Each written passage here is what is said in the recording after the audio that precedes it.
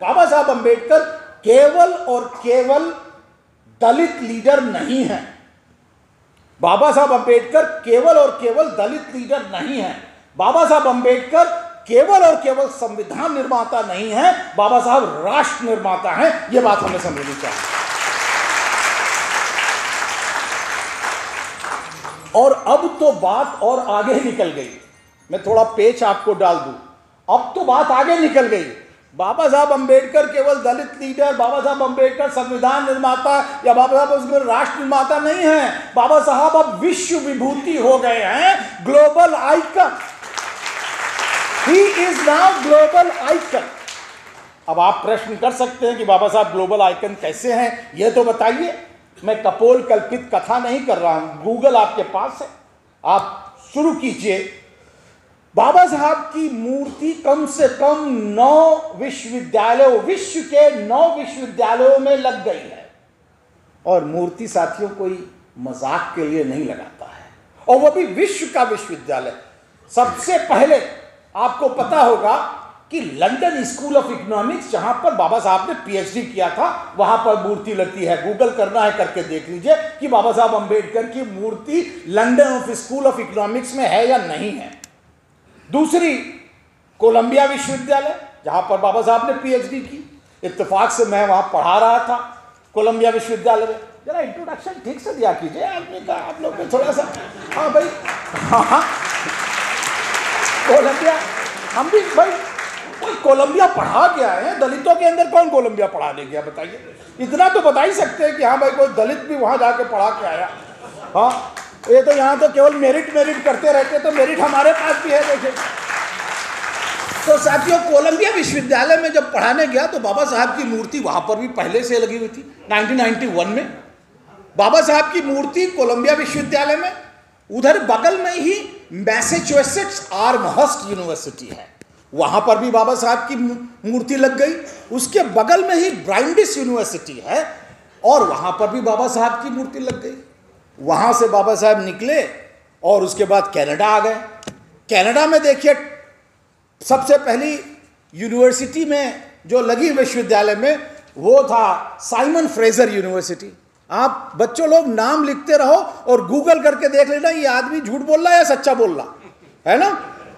तो ये जो है साइमन फ्रेजर यूनिवर्सिटी में लग गई। उसके बाद बगल में टोरंटो यूनिवर्सिटी में बाबा साहब की मूर्ति निकल गई। उसके बाद बाबा साहब वेस्ट से निकल करके ईस्ट में आ गए, ऑस्ट्रेलिया कैनबरा यूनिवर्सिटी में लग गई बाबा साहब की यूनिवर्सिटी। बाबा साहब की यूनिवर्सिटी क्वींसलैंड यूनिवर्सिटी में लग गई। उसके बाद बाबा साहब बाहर निकले, जापान आ गए। जापान में तो आदम का मूर्ति लग गई। और तो और साथियों, अभी वियतनाम में बुद्धिस्ट यूनिवर्सिटी में बाबा साहब की मूर्ति लगी, और वहां के रेक्टर ने यह कहा है कि मैं पूरे वियतनाम में बाबा साहब की 10 मूर्ति लगाऊंगा।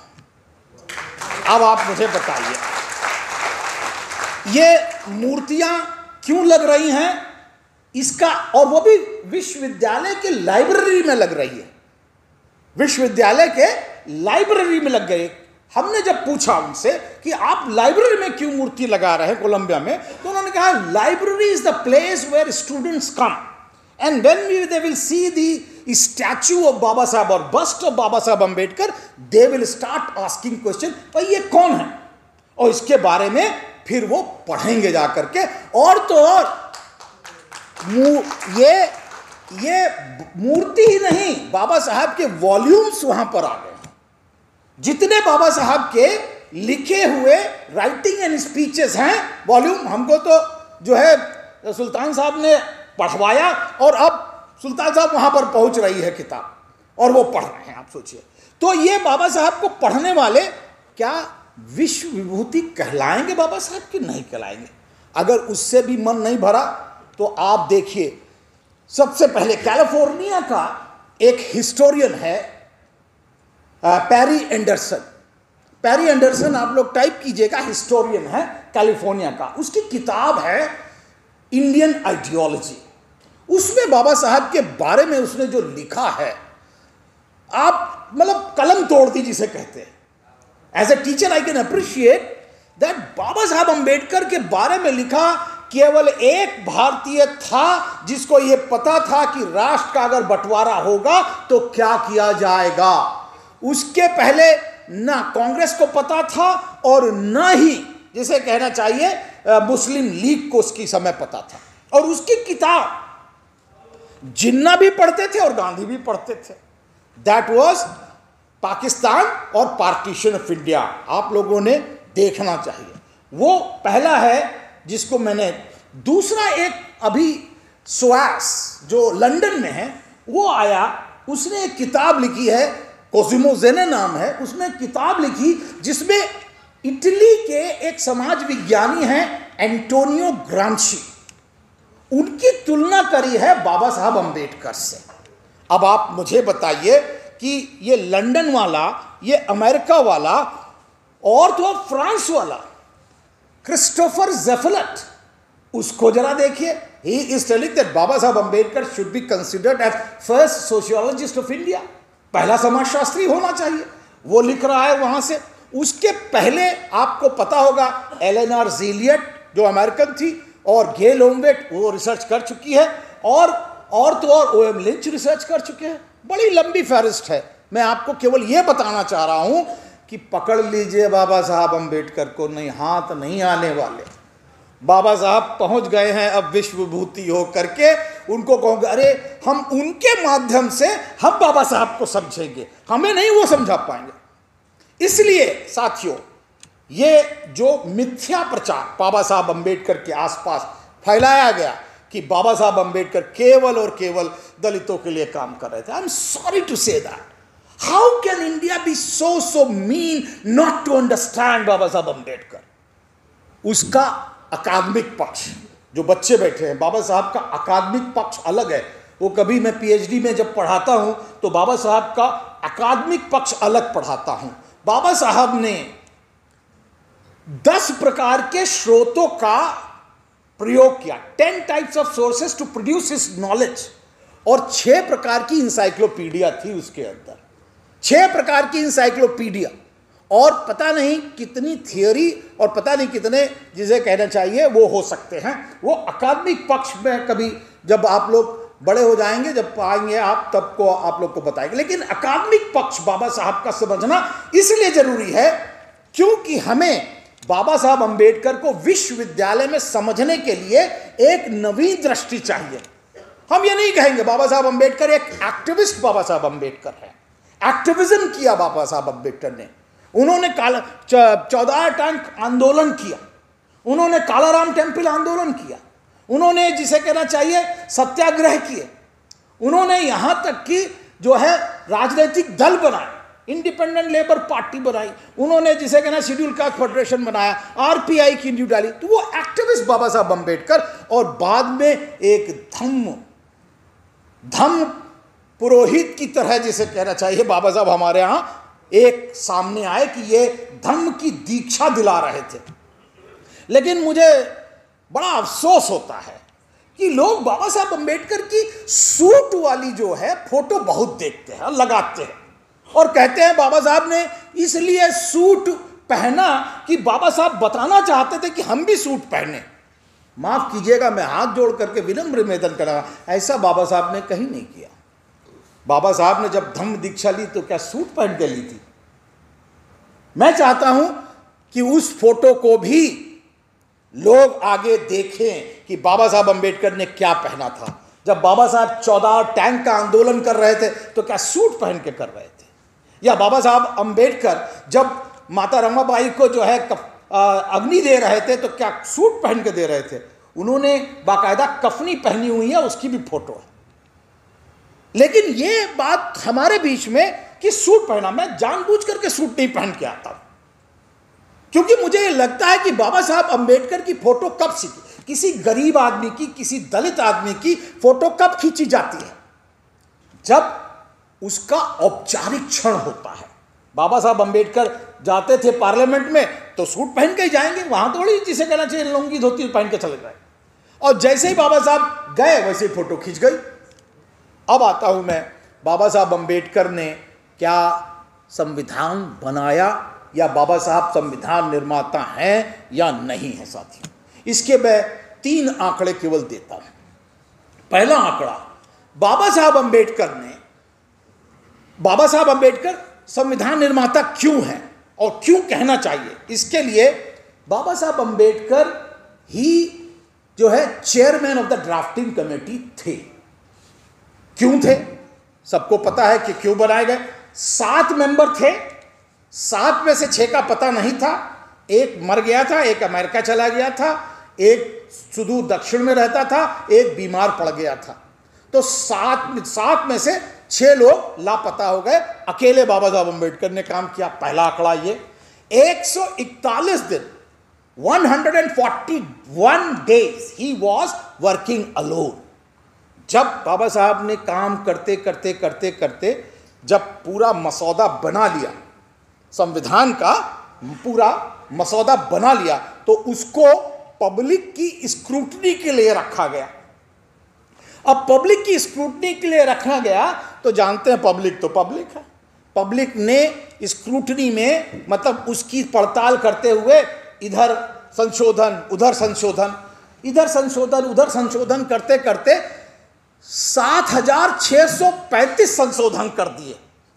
बाबा साहब के मेमोरेंडम में फाइनल कॉपी जब बाबा साहब ने रखी तो 7635 उन्होंने जो है उसमें संशोधन कर दिए।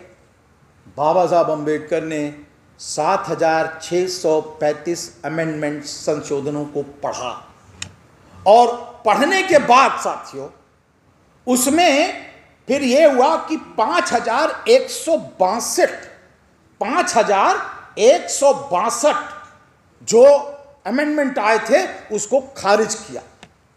उसको खारिज किया कि इसमें कोई मतलब नहीं है, जिसको हिंदी में कहते हैं इसको कोई झस नहीं है इसके अंदर, उसको खारिज कर दिया। और तब जाके 2473 अमेंडमेंट को उन्होंने कॉन्स्टिट्यूशन में अंगीकार किया। अब आप बताइए दिल पे हाथ रख के 7635 अमेंडमेंट को पढ़ने वाला, 5162 अमेंडमेंट को खारिज करने वाला, 2473 अमेंडमेंट को अंगीकार करने वाला व्यक्ति संविधान निर्माता है या नहीं है? होना चाहिए कि नहीं होना चाहिए? यह है दूसरा आंकड़ा। तीसरा आंकड़ा साथियों, आप संविधान सभा की डिबेट को पढ़िएगा जरा, पार्लियामेंट छापती है उसको आप पढ़िए।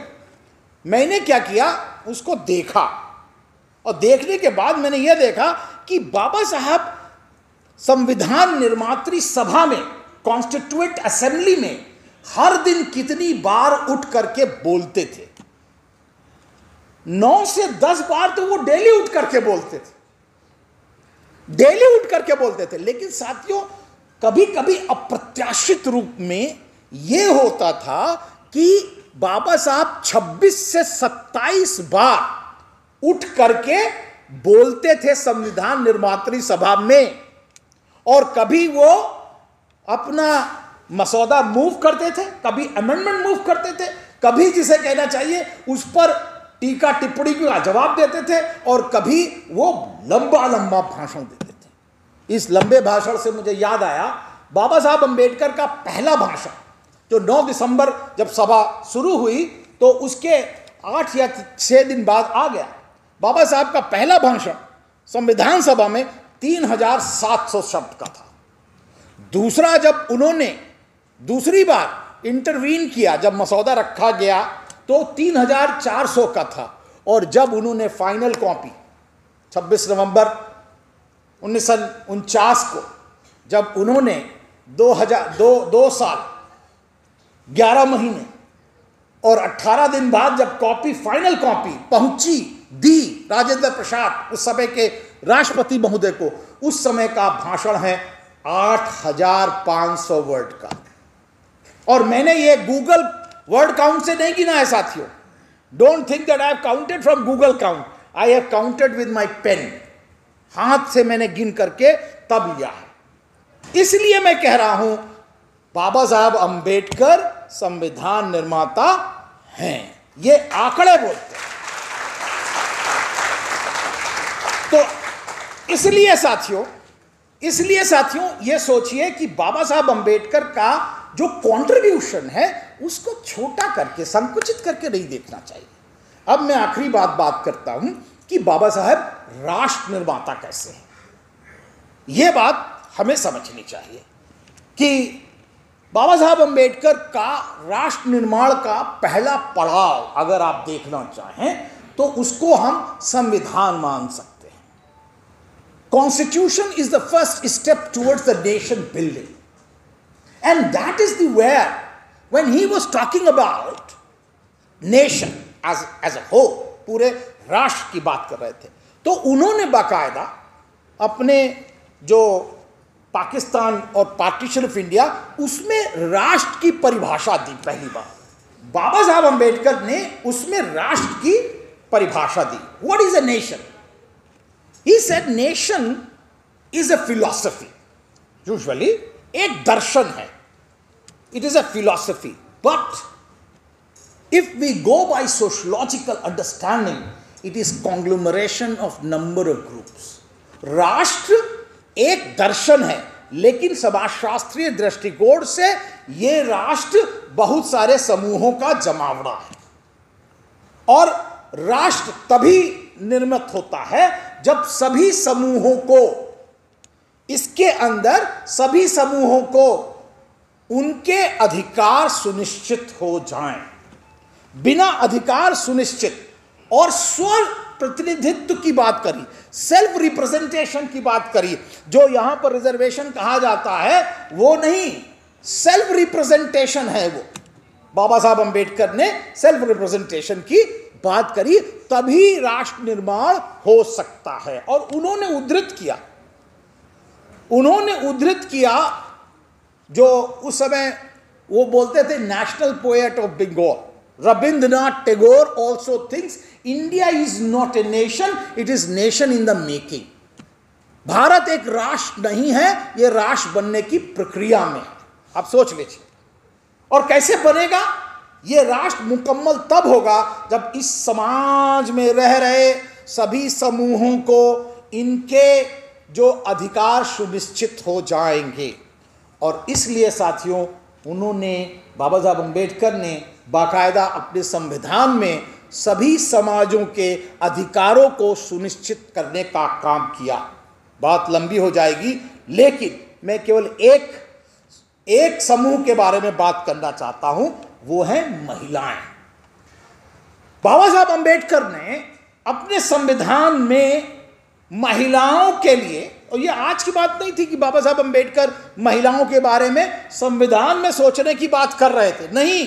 बाबा साहब अंबेडकर ने बहुत पहले भारतीय महिलाओं पर अध्ययन किया, और यहां तक कि बाबा साहब अंबेडकर ने जो अध्ययन किया साथियों अथर्ववेद से शुरू किया। अथर्ववेद में महिलाओं के क्या अधिकार थे, ऋग्वेद में उनके क्या अधिकार थे, अष्टाध्यायी, पाणिनि, पातंजलि और बहुधायन, इन सभी पुस्तकों के अंदर महिलाओं के क्या अधिकार थे। अर्थशास्त्र, कौटिल्य का अर्थशास्त्र, उसमें भी बाबा साहब अंबेडकर ने अध्ययन करके कहा। यह नहीं कि बाबा साहब अंबेडकर सुपरफ्लुअसली काम कर रहे थे, उनका गहरा अध्ययन देखिए।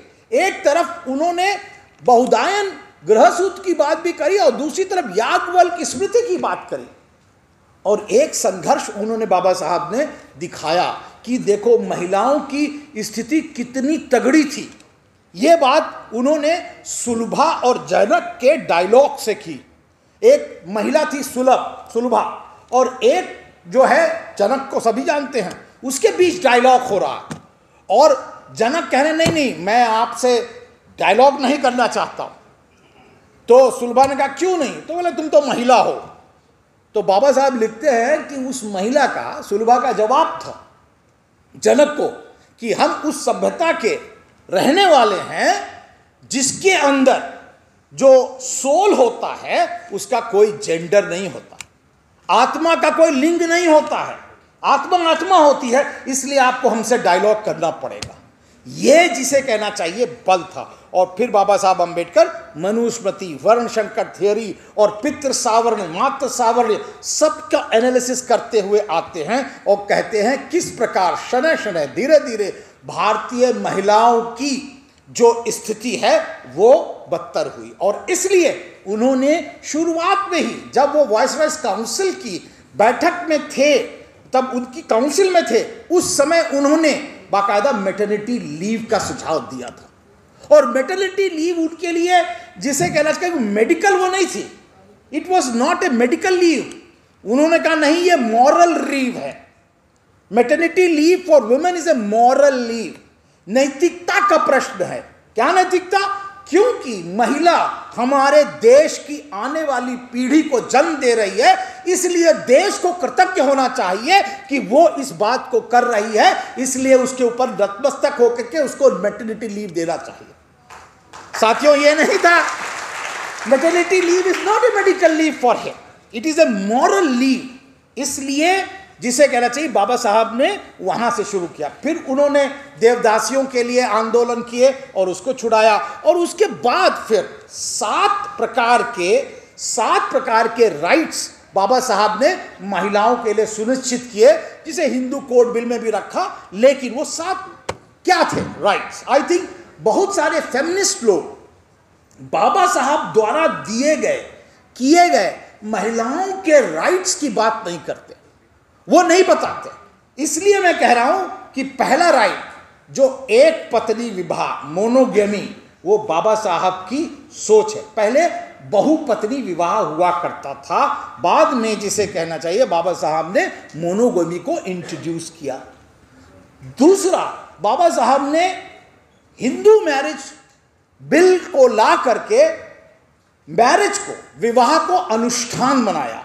पहले उन्होंने कॉन्ट्रैक्ट बनाया। पहले विवाह अनुष्ठान था, 7 जन्मों का संबंध, मेरा पति मेरा देवता है, मारे या कुछ करे लेकिन मेरा पति मेरा देवता। बाबा साहब ने कहा ये नहीं चलेगा, women should have the right to take leave.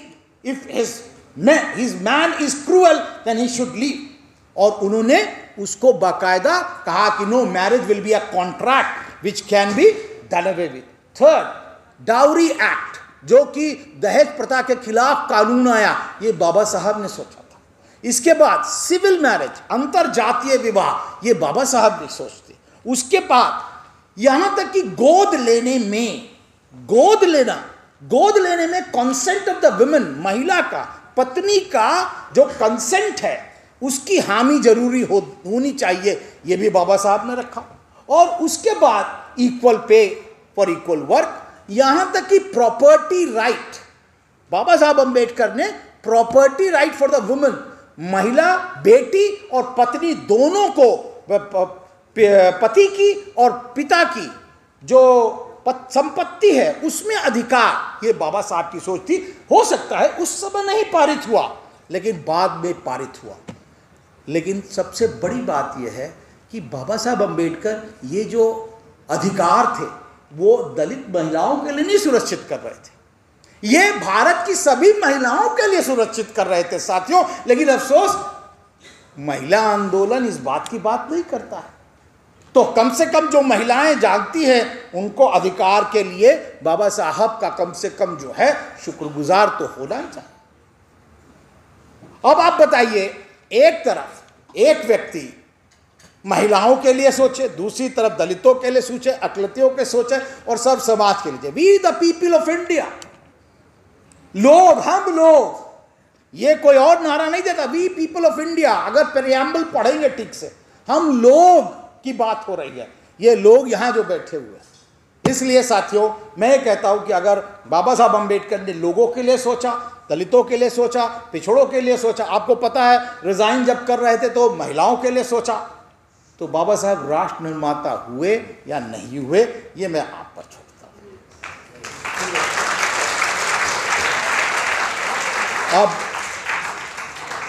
अब बाबा साहब अंबेडकर से हम सीख लेकर के क्या जा रहे हैं, इसके लिए मैं छोटी सी कहानी सुना करके अपनी बात खत्म करता हूं। एक जंगल में, ये पंचतंत्र की कहानी है, सभी ने सुनी होगी। एक जंगल में बहुत बड़ी आग लगी हुई थी, बहुत बड़ी आग, और दूर जो है, दूर डाल पर, दूर ऊंचे पेड़ पर एक कौवा और एक चिड़िया बैठी हुई थी। चिड़िया ची ची करती थी, कौवा कांव कांव करता था, आग देख रहा था, ची ची कांव कांव, ची ची कांव कांव। तो फिर चिड़िया ने कहा कि कुछ करा जाए, कुछ करा जाए। तो कौवे ने कहा, अरे पागल है, इतनी बड़ी आग लगी है, तू बता क्या करेगी यहाँ पर। तो चिड़िया बोली कि चलो हम लोग चोंच में पानी लाते हैं और चोंच में पानी ला करके इस आग को बुझाते हैं। कौवा और कस के कांव कांव कांव करने लगा, अरे पागल है, तेरी चोंच कितनी छोटी है और ये आग कितनी बड़ी है, ये आग कहाँ बुझेगी। तो फिर चिड़िया ने सीरियसली, बहुत सीरियसली होकर कहा, मैं ये आग चाहे कितनी बड़ी हो और मेरी चोंच चाहे जितनी छोटी हो, लेकिन जिस दिन इस आग का इतिहास लिखा जाएगा, उस दिन मेरा नाम आग बुझाने वालों में होगा, आग लगाने वालों में नहीं।